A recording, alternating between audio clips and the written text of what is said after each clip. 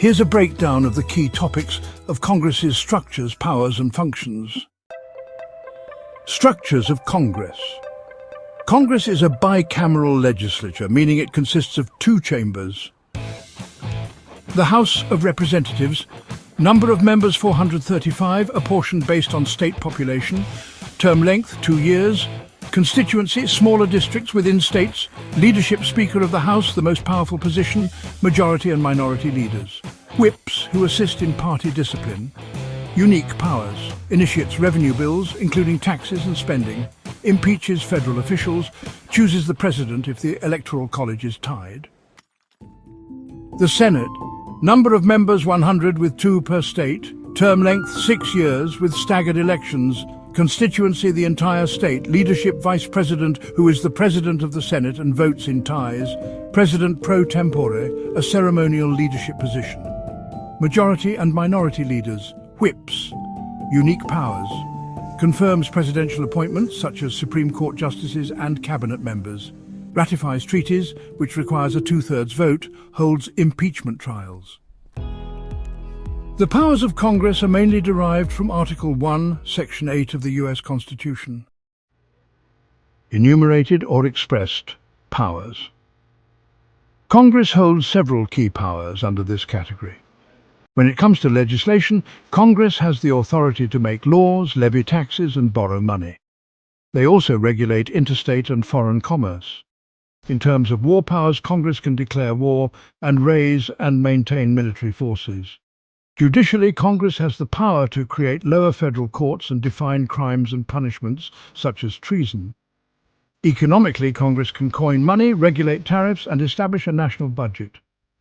Lastly, in foreign policy, the Senate ratifies treaties and approves ambassadors.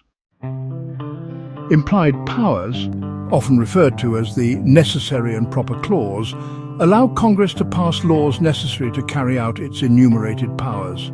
This has been the basis for laws such as creating a national bank, as seen in the landmark case of McCulloch v. Maryland. Congress exercises several checks on the other branches of government. On the executive branch, Congress can override presidential vetoes with a 2/3 vote, impeach the president, reject appointments and treaties, and control funding through the power of the purse. On the judiciary, Congress has the authority to confirm judges, impeach judges, and propose constitutional amendments. Congress has multiple responsibilities beyond just making laws. These roles are vital to the functioning of the government and include oversight, representation, and constituent services. The lawmaking process in Congress begins with the introduction of bills, which any member of Congress can initiate. Next, bills are sent to committees for review and hearings. On the floor, the House engages in a more structured debate, guided by the Rules Committee, while the Senate allows for open debate, including filibusters and cloture votes, which require 60 votes to end debate. If there are differences in the House and Senate versions of a bill, a conference committee works to reconcile them. Finally, the bill reaches the President, who can sign it into law, veto it, and return it to Congress, or take no action, resulting in a pocket veto where the bill dies. Oversight and investigation. Congress monitors the executive branch through hearings, subpoenas, and investigations. Examples include the Watergate hearings and the Benghazi investigation. Budgeting and appropriations. Power of the purse. Congress controls government spending through mandatory spending, which is required spending like Social Security and Medicare, and discretionary spending, which is decided annually, such as military funding. Representation. There are several models of representation.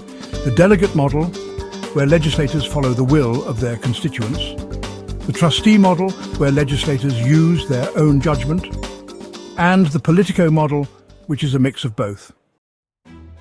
Partisanship and polarization. Party line voting is when members vote with their party. A divided government occurs when the presidency and Congress are controlled by different parties,